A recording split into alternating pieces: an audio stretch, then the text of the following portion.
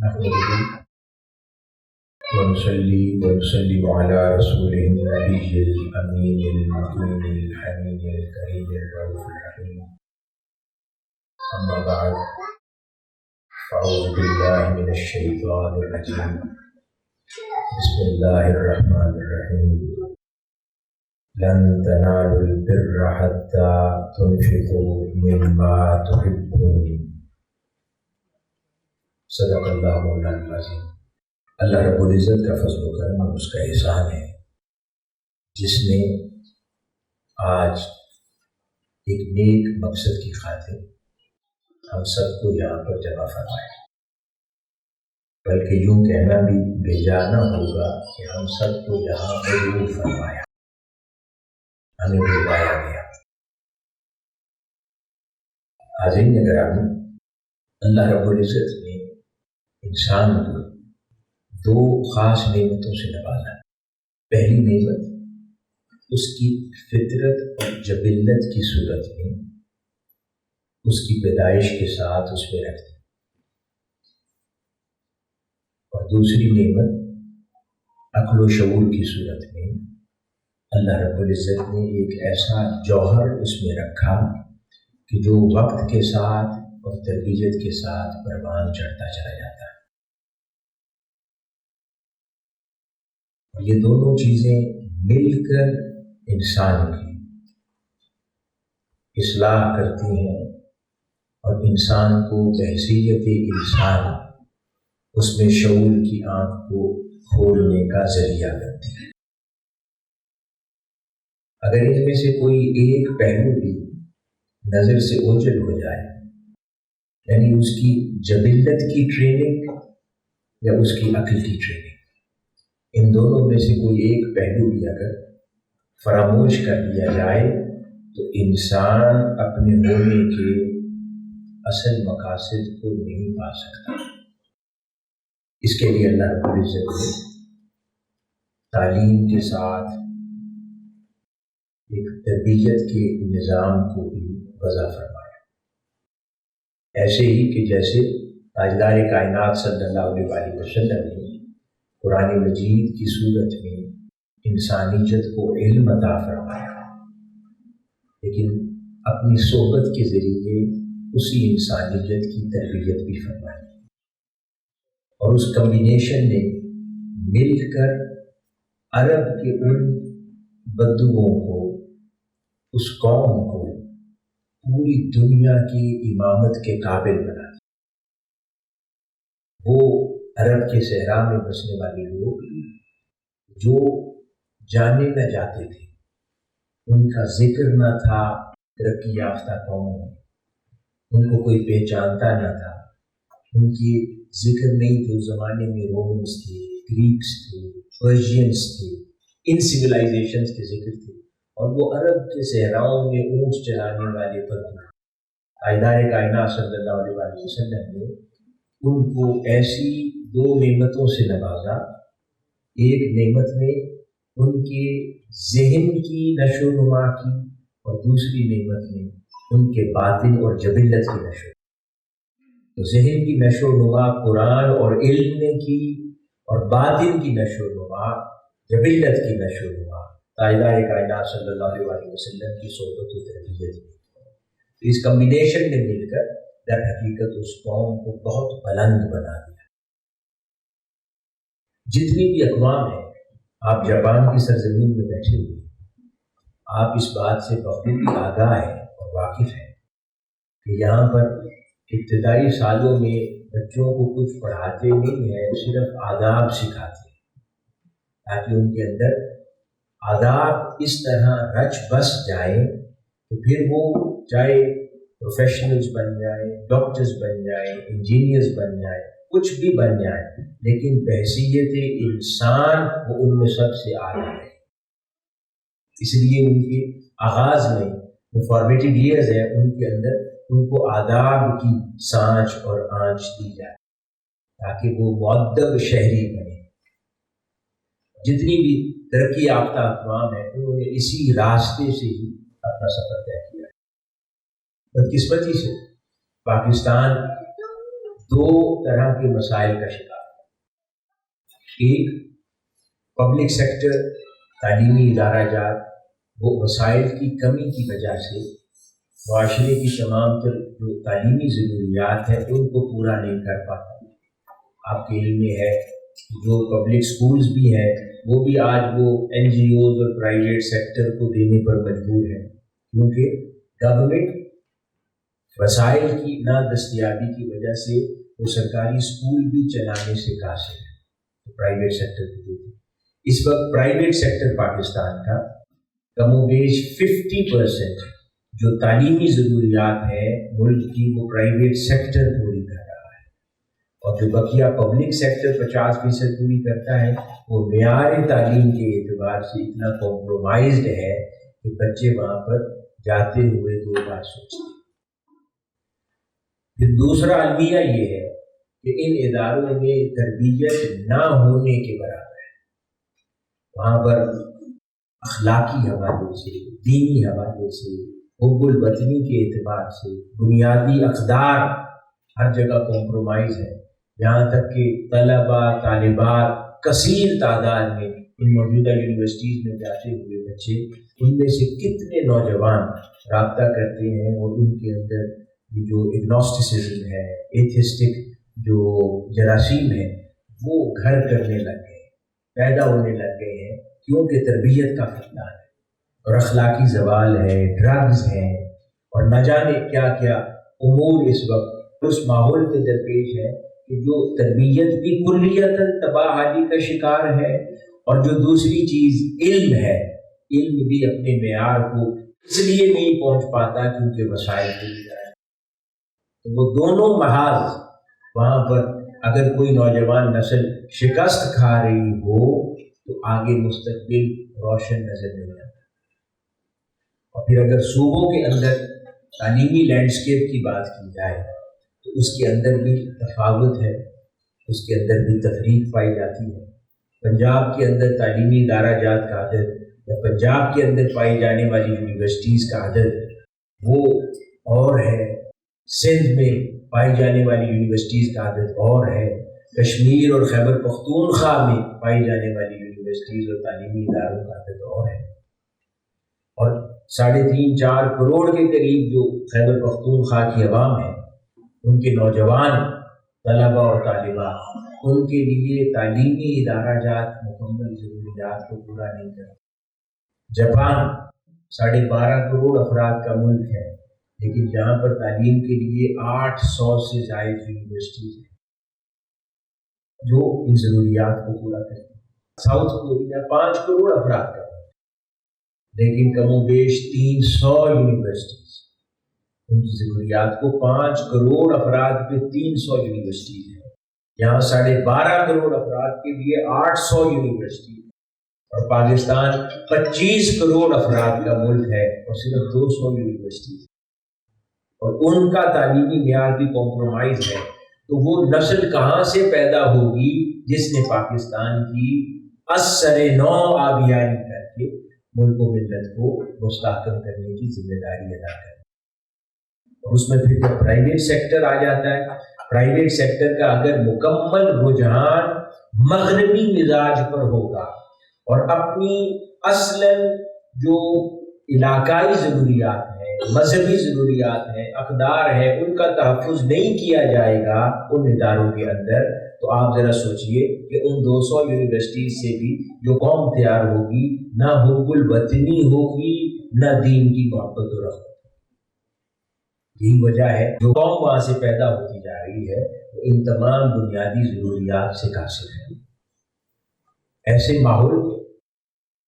منہاج القرآن انٹرنیشنل اور شیخ الاسلام پروفیسر ڈاکٹر محمد طاہر القادری مرکزی الاملالی نے جب منہاج القرآن انٹرنیشنل کی آج سے 45-46 ایئرز پہلے جب بنیاد رکھی تو آپ نے اپنی تحریک کی بنیاد علم پہ رکھی۔ یہ نسل نو کی پرورش اور تیاری بذریعہ علم آپ نے یہ سلوگن دیا، اور اس دور میں آپ نے جو سلوگن دیا وہ سلوگن تھا کہ سر سید احمد خان نے اس خطے کو ایک علی گڑھ یونیورسٹی دی تھی، میں 100 علی گڑھ یونیورسٹیز دینا چاہتا ہوں۔ اب علی گڑھ یونیورسٹی کیوں استعمال کی گئی بطور مثال؟ کیونکہ علی گڑھ یونیورسٹی ایک ایسا ادارہ ہے کہ جس نے پاکستان بنانے کے لیے وہ پہلی قیادت فراہم کی تھی۔ جتنی لاٹ ہے پہلی لیڈرشپ کی وہ علی گڑھ سے آئی تھی، اور اس کا ماڈل کیا تھا کہ تمام علوم ماڈرن اور جدید مزاج سے پڑھائے جاتے تھے، لیکن اخلاقی تربیت ان اداروں کے اندر اسلامی تھی اور محمدی مزاج تھی صلی اللہ علیہ وسلم۔ یعنی اس کمبینیشن کو علی گڑھ یونیورسٹی نے بنیاد بنایا۔ منہاج القرآن انٹرنیشنل کے زیر اہتمام بننے والے تمام ادارہ جات کا بھی تصور اسی بنیاد پر قائم کیا گیا ہے کہ تعلیم جدید ہو لیکن اقدار قدیم ہو، تعلیم جدید ہو حب الوطنی قدیم ہو، تعلیم جدید ہو دین کی محبت قدیم ہو۔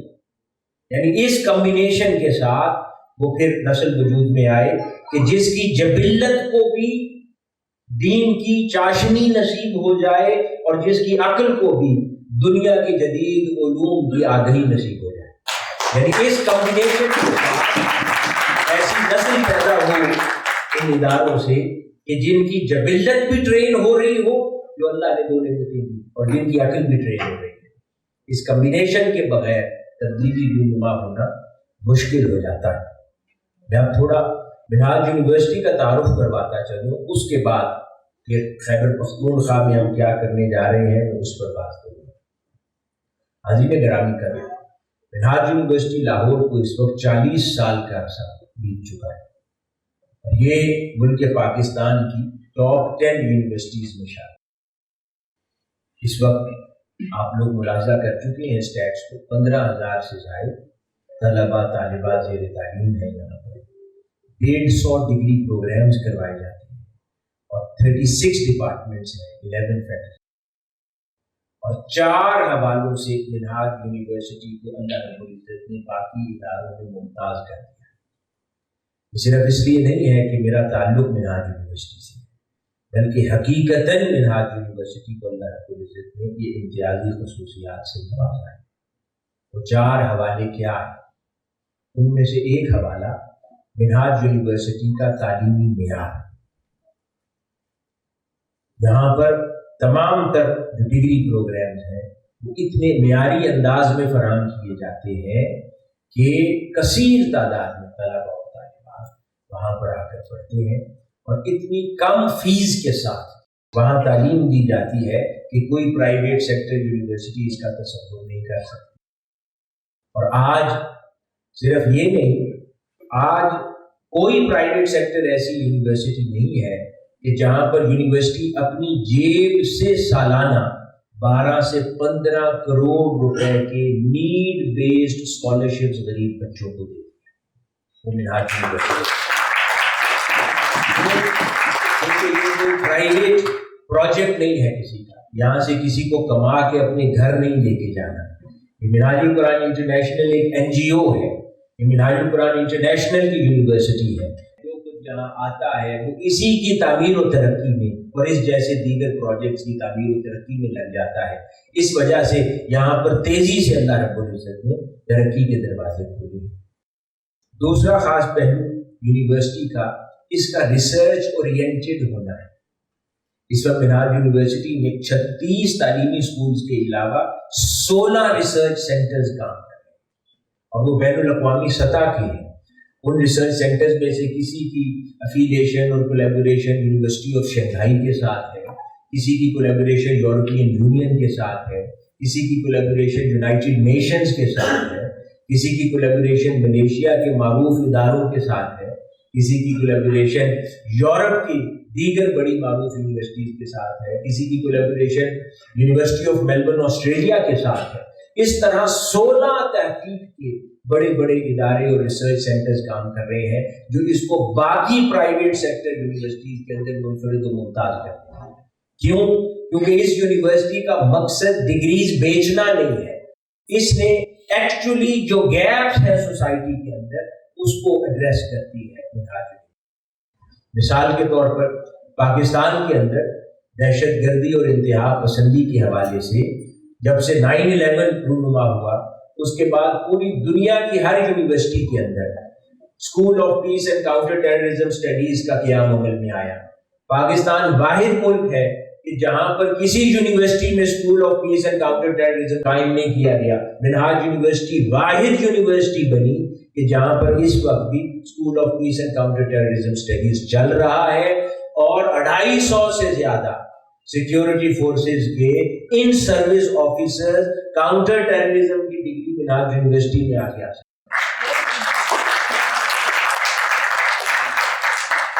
اب کسی اور یونیورسٹی میں یہ شعبہ نہیں. اسی طرح ایک اور بڑا اہم شعبہ سوسائٹی کا گیپ ہم نے ایڈریس کیا. پاکستان میں کم و بیش 2.5 کروڑ نان مسلمز آباد ہیں. 25 کروڑ میں 10% نان مسلمز ہیں. جیسا کہ مسلمان اسلامک اسٹڈیز میں ماسٹرز یا پی ایچ ڈی کر سکتے ہیں، اسی طرح دیگر مذاہب بھی جو پاکستان کے سٹیزن ہیں ان کا بھی ایک بنیادی حق ہے کہ وہ بھی اپنے مذہب میں ماسٹرز یا پی ایچ ڈی کر سکیں. لیکن آپ کو جان کر حیرت ہوگی کہ پاکستان کی پبلک یا پرائیویٹ کوئی یونیورسٹی ان پر یہ دروازہ نہیں کھولتی تھی کہ وہ اپنے مذہب میں ماسٹرز یا پی ایچ ڈی کر سکیں. تقابلی ادیان پڑھایا جاتا ہے، کمپیریٹیو اسٹڈی آف ریلیجن،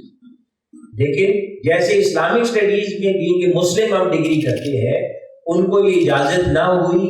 کہ وہ اپنے مذہب میں کرسچینٹی میں ہندوازم میں یا سکھزم میں اپنی ڈگری کر سکیں. یہ اتنا بڑا کرٹیسزم تھا پاکستان کے اوپر اور گیپ تھا. اس کو بھی منہاج یونیورسٹی نے ایڈریس کیا اور آج سے 10-12 سال پہلے ہم نے اسکول آف ریلیجن اینڈ فلسفی کے نام سے ایک شعبے کی بنیاد رکھی جہاں پر اب یہ اسلام کے علاوہ جو باقی تمام مذاہب پاکستان میں آباد ہیں اور بستے ہیں وہ اپنے ہی مذہب سے تعلق رکھنے والے اساتذہ سے اپنے اپنے مذہب میں ماسٹرز اور پی ایچ ڈیز کی ڈگریز کریں. اس لیے میں نے عرض کیا کہ یہ گیپ کو یونیورسٹی ایڈریس کرتی ہے. جب ہم منہاج یونیورسٹی کے کسی پروجیکٹ کی بات کرتے ہیں یہ it is not about just another university, یہ ایک فکری موومنٹ ہے جو کہ ایک نسل سازی کے اندر توجہ دیتی ہے. آپ تمام احباب بیشتر کا تعلق کاروبار سے ہے. اگر کوئی پروجیکٹ کاروبار کی نیت سے قائم کیا جائے تو باٹم لائن کیا ہوتی ہے؟ پروفٹ. کوئی ایسا کام آپ کبھی نہیں کریں گے کہ جس میں الٹیمیٹلی بچت نہ ہو. آپ کو جان کر حیرت ہوگی کہ 10 سال پہلے یہ شعبے قائم کیے گئے اور سالوں جن کے لیے یہ شعبہ قائم کیا گیا نان مسلم وہ یہاں نہیں آتے تھے، خوف تھے کہ نہ جانے مسلمان ہمارے ساتھ کوئی اور کھیل نہ کھیل رہے. آج گزشتہ کئی سالوں سے ان کا اعتماد بڑھا اور اب کثیر تعداد میں بغیر کسی جھجک کے وہ آ کر اپنے مذہب میں ڈگری حاصل کرتے ہیں. اور یہ پروفیٹیبل پروگرامز نہیں ہیں، یہ نیشن بلڈنگ کے انیشیٹوز ہیں جو لیے گئے ہیں اور اس نے بین الاقوامی سطح پر پاکستان کے قد کو بڑا اونچا کر دیا. جو کرٹیسزم کل تک تھا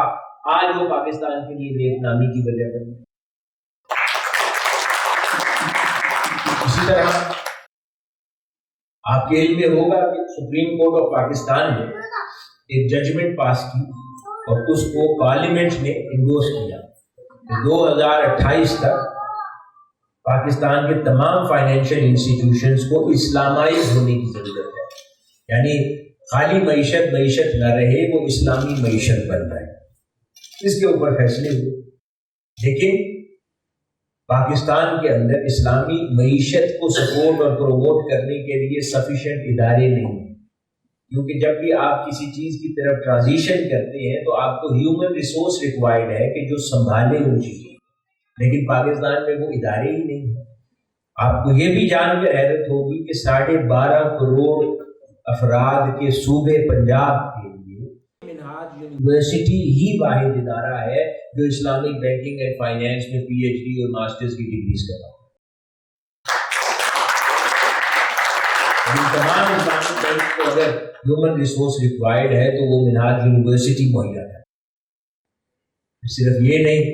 منہاج یونیورسٹی لاہور اس وقت اسلامک بینکنگ اینڈ فائنینس کی پروپیگیشن میں اتنا آگے چلی گئی ہے کہ پاکستان کی سب سے بڑی اکیڈیمک کانفرنس جس میں بین الاقوامی پارٹیسپیشن یا پھر IDB Islamic development bank Jeddah ہو یا ملیشیا ہو انڈونیشیا ہو، یہ تمام بین الاقوامی اسلامک بینکنگ اینڈ فائنینس کے ہبس یہ سارے منہاج یونیورسٹی کے ساتھ کانفیڈنٹلی کام کر رہے ہیں۔ اور گزشتہ 10 سالوں میں اسلامک بینکنگ اینڈ فائنینس کے شعبے پر سب سے زیادہ لٹریچر منہاج یونیورسٹی سے پروڈیوس ہوا ہے، اس کی پروپیگیشن۔ اسی طرح ورلڈ ریلیجنز کے عنوان سے گزشتہ 10 سالوں سے سب سے بڑی ایکڈیمک کانفرنس بھی منہاج یونیورسٹی میں منعقد ہے، جس میں تمام مذاہب کی نمائندگی ہوتی ہے، اور بین الاقوامی سطح کے اوپر اللہ رب العزت نے وہ پذیرائی عطا کی ہے اس پلیٹ فارم کو کہ آج الحمدللہ کہ منہاج یونیورسٹی لاہور کے اندر یونیسکو، آپ سب جانتے ہیں جو کہ اقوام متحدہ کا ادارہ ہے، تو یونیسکو نے چیئر قائم کی، یعنی UNESCO chair for peace education and intercultural dialogue, یہ چیئر پاکستان میں پہلی مرتبہ منہاج یونیورسٹی میں قائم کر دی گئی ہے۔ 4.5 سال کے لیے یہ ذمہ داری مجھے سونپی گئی ہے اس چیز میں۔ میں نے عرض کیا کہ یہ اس کی بین الاقوامیت ہے، اور اس کے اندر جو نیشن بلڈنگ کے انیشیٹیوز لیے جا رہے ہیں اس کی قبولیت ہے اور قبول عام ہے۔ اس سے آپ اندازہ لگا سکتے ہیں کہ یہ ہم ایک اور کسی ادارے کی بات نہیں کر رہے بلکہ ایک نئی سوچ اور فکر کی بات ہے۔ اسی طرح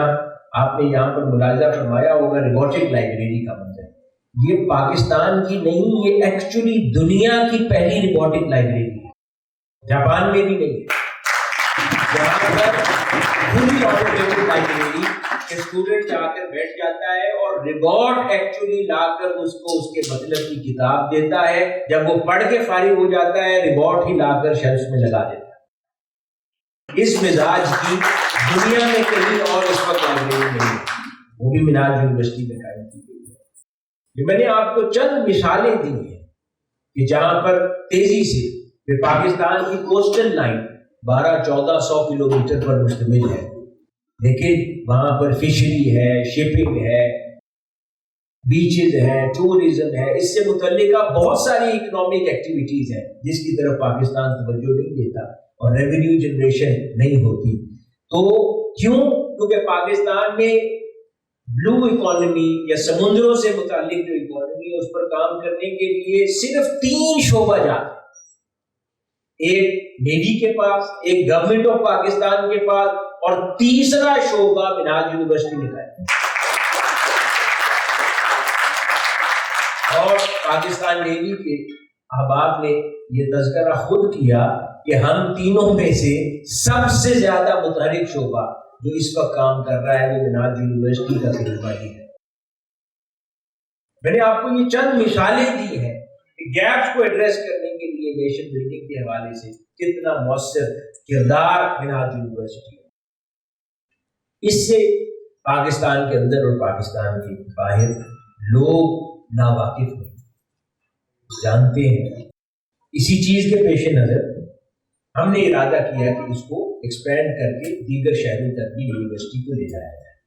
پاکستان میں اس وقت 650 سکولز اور کالجز تو چل رہے ہیں جن میں 1 لاکھ بچہ اس وقت زیر تعلیم ہے قرآن کی دیر، اور اس 1 لاکھ بچوں میں کم و بیش 50,000 طلبہ طالبات وہ نیڈ بیس اسکالرشپ اور فائنینشیل اسسٹنس کے ساتھ پڑھتے ہیں۔ یہ بہت بڑی خدمت ہے پاکستان میں ایک قوم سازی کے حوالے سے۔ لامحالہ وہ جو نیڈ بیس اسکالرشپ ہے وہ آپ احباب جیسے جو دردمند پاکستانی ہیں ان کی سپورٹ کے ساتھ بھی ممکن ہوتا ہے، اور منہاج ویلفیئر فاؤنڈیشن اس خدمت کو انجام دینے میں منہاج القرآن انٹرنیشنل کے ساتھ اور منہاج ایجوکیشن سوسائٹی کے ساتھ کام کرتا ہے۔ دیکھیں، ہم نے خیال کیا کہ یونیورسٹیز کو بھی دیگر شہروں میں اسی فکر اور اسی معیار کو پہنچانے کی صحیح اور کوشش کی جائے، لیکن اسی اثناء میں خیبر پختونخوا علاقہ جو ڈیرہ اسماعیل خان ہے، جو ایک طرف سے وزیرستان نے گھیرا ہوا ہے اور دوسری طرف سے اس کو غانا نے گھیرا، اور جہاں سے آئے دن دہشت گردی کے واقعات رونما ہوتے ہیں اور ہم سنتے ہیں کہ وہاں پر دہشت گردی کے واقعات کے نتیجے میں لوگ خوف و ہراس کا شکار رہتے ہیں، اور گزشتہ کئی دہائیوں سے خیبر پختونخوا کے لوگوں نے دہشت گردی کے خلاف پاکستان کی جنگ میں اتنی قربانیاں دی ہیں کہ ہم شمار بھی نہیں کر سکتے۔ اگر پاکستان میں 1,00,000 جانیں دہشت گردی کی جنگ میں گئی ہے تو اس میں 75% خیبر پختونخوا کے لوگ ہیں۔ اتنی بڑی قربانیاں اس ایک صوبے نے پاکستان کی خاطر یعنی ہم سب کی، یہ سیرا اس صوبے کے سر ہے۔ لیکن دوسری طرف جو ایک پریشان کن صورتحال ہے کہ پورا صوبہ جہاں پر ضروریات کو پورا کرنے کے لیے 50 یونیورسٹیز ہونی چاہیے، وہاں درجن بھر یونیورسٹیز کام کریں، ان میں بھی بیشتر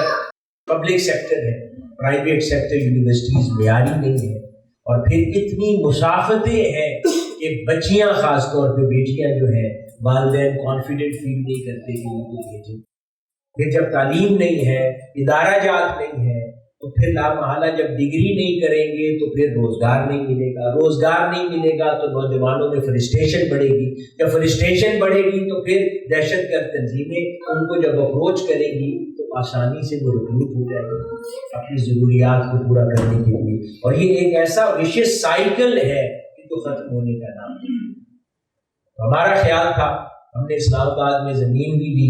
منہاج یونیورسٹی کے کیمپس کے لیے، اور ہمارا اگلا پروجیکٹ اور ٹارگٹ تھا کہ ہم اسلام آباد میں منہاج یونیورسٹی کی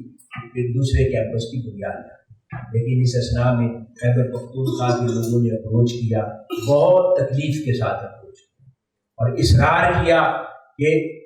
منہاج یونیورسٹی کی خیبر پختونخوا کو کسی بھی صوبے یا شہر سے سب سے زیادہ ضرورت ہے۔ اس سلسلہ میں ڈیرہ اسماعیل خان کے اندر ہارٹ آف دا سٹی ہم نے پھر ایک لینڈ ایکوائر کی، اور آج اس لینڈ کے اوپر اگلے 2 سال کے اندر ہم ایک خوبصورت یونیورسٹی ڈیولپ کرنے جا رہے ہیں جس کو منہاج یونیورسٹی خیبر پختونخوا کہا جائے گا، اور جہاں ہزارہ افراد کو جس کے ذریعے روزگار میسر آئے گا، ہزارہ گھرانے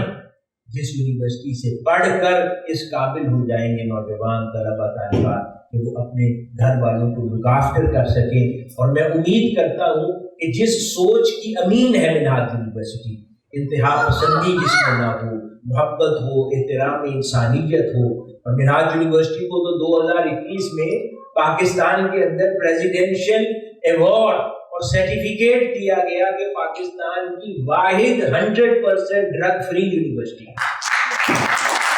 اس سوچ اور فکر کے ساتھ اگر اس ادارے کو صوبے میں لے جایا جائے تو اللہ رب العزت کی حضور بڑی قوی امید ہے کہ یہ ایک نئی نسل کو پیدا کرنے اور ایک نئی نسل کو تیار کرنے میں بہت اہم کردار اور حصہ ادا ہے۔ یقیناً یہ ہمارے لیے بڑا مشکل ٹاسک ہے۔ ہمارے لیے آسان تھا کہ ہم اسلام آباد میں یا ملتان کے اندر دوسرا کیمپس بنا دیں، ایک سیکیورٹی کے ماحول کے اندر آسانی سے ہم کام کریں، لیکن ہم نے اپنے کمفرٹ زون کو چھوڑا ہے قوم کی خاطر،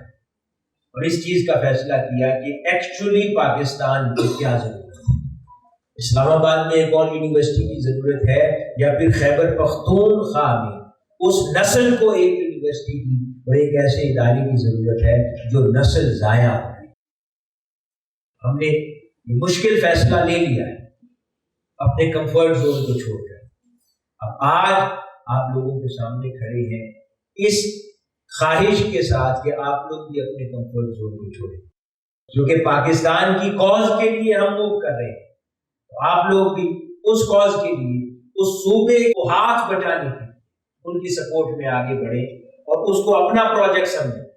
قوم کا پروجیکٹ سمجھتے ہوئے آگے بڑھیں، اور اس کی نئی نسل کی تیاری کے لیے جو بڑا انیشیٹو ہم لینے جا رہے ہیں تو اس بڑے انیشیٹو کا آپ لوگ حصہ بن جائیں، امبیسیڈرز بن جائیں، تاکہ اللہ رب العزت اس کار خیر میں آپ کی اس کنٹریبیوشن کو یوں قبول فرما لے کہ اس کا عظیم اجر اس دنیا میں بھی عطا ہو جائے اور آخرت میں بھی عطا ہو جائے۔ ہر کسی نے اپنی زکوٰۃ دینی ہے، اور عموماً ہمارے ہاں زکوٰۃ کا تصور بڑا عجیب ہے۔ اگر 1 لاکھ روپے زکوٰۃ نکالنی ہو تو ہم 10 ہزار روپے 10 لوگوں میں بانٹتے ہیں، اس میں سے کسی ایک آدمی کی بھی ضرورت پوری نہیں ہوتی۔ اور ایکچوئل جو زکوٰۃ کا تصور ہے کہ کسی ایک شخص کو خط غربت سے نجات دے اور اس کو خط غربت سے اوپر لے آنا، وہ ایکچولی پورا نہیں ہوتا، اور ہم لوگوں کو مانگنے والا بنا دیں۔ وہ 10,000 ایک گھر سے لیتا ہے، پھر 10,000 دوسرے گھر سے، 10,000 تیسرے گھر سے، اور یوں اپنا رمضان گزارتا ہے، اور اگلے سال پھر وہی اسی حال میں ہوتا ہے۔ جبکہ زکوٰۃ کا صحیح اور اسلامی تصور یہ ہے کہ انسان کسی کی کفالت کرے تو یوں کر دے کہ پھر وہ کم از کم ایک شخص اگلے سال زکوٰۃ مانگنے والوں میں نظر نہ آئے، پھر وہ سب شمار کیا جائے گا کہ ہاں میرے کنٹریبیوشن سے جینوئنلی میں نے ایک شخص کو زکوٰۃ مانگنے والی صف سے نکال دیا ہے۔ تو یہ وہ کنٹریبیوشن، یہ تصور ہے۔ اگر اس کے مطابق ہم اپنی زکوٰۃ کو ڈسٹریبیوٹ کرنے کا ارادہ کریں تو کسی ایک شخص کو مکمل روزگار مہیا کروا دیں، کسی کو بزنس شروع کروا دیں، کسی کی یوں کفالت کر دی جائے کہ وہ اگلے سال مانگے مکمل طور پر، یا پھر کسی ایک بچے کو یوں پڑھا دیا جائے کہ وہ اپنے خاندان کا کفیل ہو جائے، یا کسی ایسے پروجیکٹ کو سپورٹ کر دیا جائے جہاں سے سینکڑوں ہزاروں طلباء اور طالبات پڑھ کے نکلنے والے ہیں، جنہوں نے آگے اپنے پورے خاندانوں کو اور نہ جانے کتنی ایکسٹینڈڈ فیملی ممبرز کو پڑھا کر ان کو خط غربت سے نکالنا۔ اس لیے یہ بہت ہی مبارک ایوینیو ہوگا اگر کوئی آدمی ارادہ کرے کہ میں اس کے اندر اس خیرات کے عمل کو کر دوں، تو یہ عام ڈسٹریبیوشن سے بہت بہتر ہے۔ اور پھر یہ کار خیر بھی ایسا ہے، کبھی کبھار ہمارے ذہنوں میں یہ خیال آتا ہے کہ شاید مسجد بنا دینا زیادہ افضل ہے،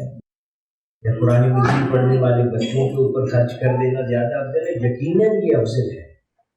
لیکن یاد کریں وہ واقعہ جب آقا علیہ الصلوۃ والسلام مسجد نبوی میں باہر تشریف لائے، 2 مجلسیں منعقد ہو رہی تھیں۔ ایک مجلس میں اللہ کا ذکر کیا جا رہا تھا، یعنی قرآن پڑھا جا رہا تھا، ذکر اور تسبیح کی جا رہی تھی، اور دوسری مجلس کے اندر علم پڑھا اور پڑھایا جا رہا تھا۔ آقا علیہ الصلوۃ والسلام نے دونوں نشستوں کو ملاحظہ فرمایا اور فرمایا کہ دونوں خیر کے کام ہیں، لیکن آپ خود جا کر اس نشست اور مجلس میں تشریف فرما ہوگے جہاں پر علم پڑھا اور پڑھایا جا رہا ہے۔ تو در حقیقت یہ نبوی سنت ہے کہ اپریشیٹ دونوں کو کیا کہ دونوں عبادت کے کام ہیں، لیکن خود اس مجلس کا حصہ بنے، یعنی انڈورس اس مجلس کو اپنے مبارک وجود کے ساتھ فرمایا کہ جہاں پر علم یعنی درس و تدریس کا عمل جاری تھا۔ تو ہم آقا علیہ الصلوۃ والسلام کی اسی منشا کو سمجھتے ہوئے جب ہم خیرات کا عمل کرتے ہیں تو ایوینیو بہت سے ہیں، لیکن کیوں نہ اس ایوینیو کو سپورٹ کیا جائے کہ جو درس و تدریس سے متعلق، جس کا انتخاب تاجدار کائنات صلی اللہ علیہ وسلم۔ عزیز گرامی، تو یہ ایک بہت اہم پروجیکٹ ہے۔ میں نے عرض کیا کہ ہم اپنی کمفرٹ زون سے ایکچولی نکلے ہیں۔ ہمارے لیے یہ آسان نہیں تھا کہ ہم پنجاب سے خیبر پختونخوا اور ڈیرہ اسماعیل خان میں جا کر ایک یونیورسٹی بنا دی، کیونکہ وہاں افراد کی لوکل سپورٹ اس طرح ہمیں میسر نہیں تھی، اور پنجاب سے جا کر لوگوں نے اس صوبے کے لیے ایک پروجیکٹ کرنا ہے۔ تو ضروری ہے کہ آپ لوگ بھی پھر اس کار خیر میں اسی طرح بڑھ چڑھ کے حصہ لیں، اور آج کے اس پنڈال میں خاص طور پہ وہ لوگ جو خیبر پختونخوا سے تعلق رکھتے ہیں، ان کا تو یہ اور بھی بڑا فریضہ بن جاتا ہے کہ یہ آپ لوگوں کے لیے یہ کاز اور پروجیکٹ لے کر خیبر پختونخوا میں آ رہے ہیں، تو آپ لوگ تو ہوسٹ ہیں، آپ لوگ تو میزبان ہیں۔ تو اس لیے اس پروجیکٹ کو کامیاب کرنا آپ لوگوں کی باقیوں کے مقابلے میں زیادہ ذمہ داری بن جاتی ہے، کیونکہ آپ کے قبیلے، آپ کے علاقے، ہماری قوم، اس کے لیے یہ خیر کا کام کرنے کے لیے کوشش کی جا رہی ہے۔ اور آخر میں کچھ احادیث مبارکہ آقا علیہ الصلوۃ والسلام کی بھی گوش گزار کر دوں کسی بھی کار خیر کے حوالے سے۔ سیدنا ابی ہریرہ رضی اللہ تعالیٰ عنہ نے ارشاد فرمایا کہ رسول اللہ صلی اللہ علیہ وسلم نے فرمایا کہ اللہ تعالیٰ نے فرمایا، اے ابن آدم، مخلوق خدا پر خرچ کر تو میں تیرے اوپر خرچ کروں گا۔ اسی طرح ایک اور مقام پر آقا علیہ الصلوۃ والسلام نے ارشاد فرمایا، اس کو بھی سیدنا ابی ہریرہ رضی اللہ تعالیٰ عنہ نے روایت کیا، وہ فرماتے ہیں کہ رسول اللہ صلی اللہ علیہ وسلم نے فرمایا، سب سے افضل صدقہ یہ ہے کہ تم صحت مند ہو اور مال سے محبت کرتے ہو مگر اللہ کی راہ میں خرچ کرتے ہو۔ یعنی جب صحت ہاتھ سے جانے لگے اس وقت خرچ کیا، یقیناً قبول تو ہوتا ہے، لیکن اس وقت خرچ کیا کے بارے میں آقا علیہ الصلوۃ والسلام نے ارشاد فرمایا کہ اس وقت تو ویسے بھی تمہارا مال کچھ عرصے میں پرایا ہو جاتا ہے۔ خرچ کرنا اللہ کی حضور مقبول تب ہے کہ جب صحت مندی کا دور ہو اور کنٹرول میں ہو، با اختیار ہو، اور اس مال کو اپنے اوپر بھی خرچ کر سکتے ہو اور طویل عرصے تک خرچ کر سکتے ہو، اس صحت مندی کے دور میں اللہ کی راہ میں خیرات کرنا۔ اسی طرح ایک اور حدیث مبارکہ ہے جو نبی اکرم صلی اللہ علیہ وسلم نے ارشاد فرمایا، اللہ بندے کی مدد میں رہتا ہے جب تک بندہ دوسرے بندوں کی مدد میں رہتا ہے، زندگی کو خاص عمل میں مصروف رکھتا ہے، تب تک اللہ رب العزت بھی اس کی مدد میں ہمیشہ رہتا ہے۔ سید عائشہ صدیقہ رضی اللہ تعالی عنہا سے روایت ہے کہ رسول اللہ صلی اللہ علیہ وسلم نے فرمایا، سخی اللہ کے قریب، لوگوں کے قریب اور جنت کے قریب ہے۔ سخی شخص اللہ کے قریب ہے، جنت کے قریب ہے اور لوگوں کے قریب ہے، اور بخیل شخص جہنم کے قریب ہے، لوگوں سے دور ہے اور جنت سے بھی دور ہے۔ فرمایا اللہ رب العزت کے ہاں جاہل مگر سخی زیادہ مقبول ہے عابد بخیل سے، کہ کوئی عبادت گزار مگر چھوٹے دل کا، اس سے زیادہ اللہ پاک کو محبوب وہ بندہ ہے جو کم عبادت گزار ہو لیکن سخی اور اس کی مخلوق پر ان کی ضروریات میں خرچ کرنے والا ہے۔ حاضرین گرامی، یہ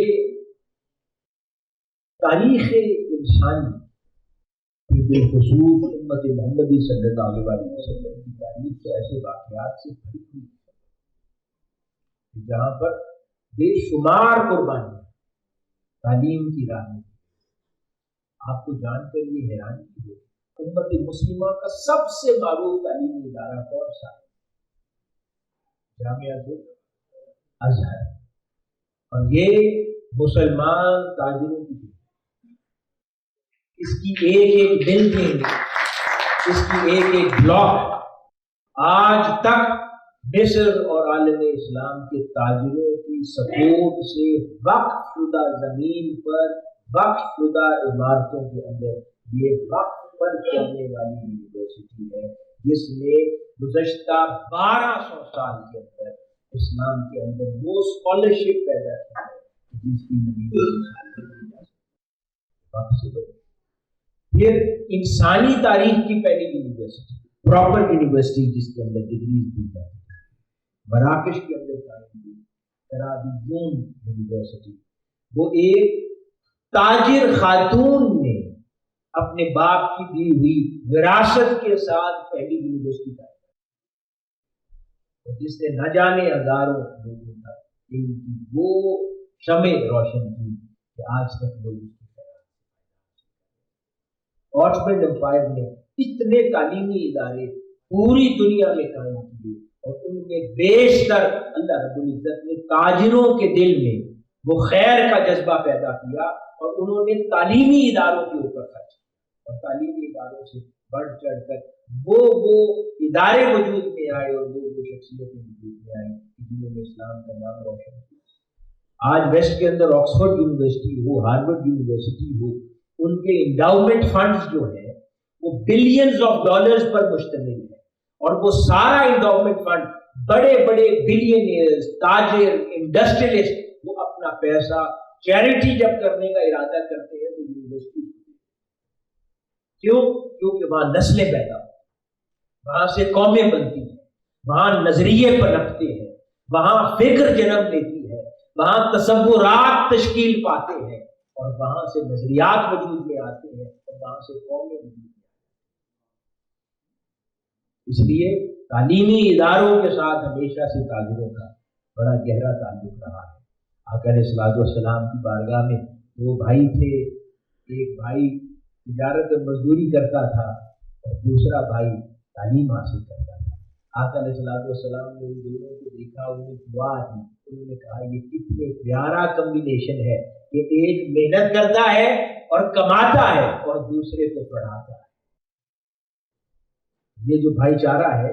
یہ خونی رشتوں سے بڑھ کر آقا علیہ الصلوۃ والسلام کی امت میں پھیل جائے اور اس سے کتنی بڑی خیرات امت محمدی صلی اللہ علیہ وسلم انسان کی ہو جاتی ہے۔ حاضرین مکرم، الحمدللہ اللہ رب العزت کا فضل اور اس کا انعام احسان ہے کہ منہاج القرآن انٹرنیشنل نے گزشتہ 45 سال میں جب جہاں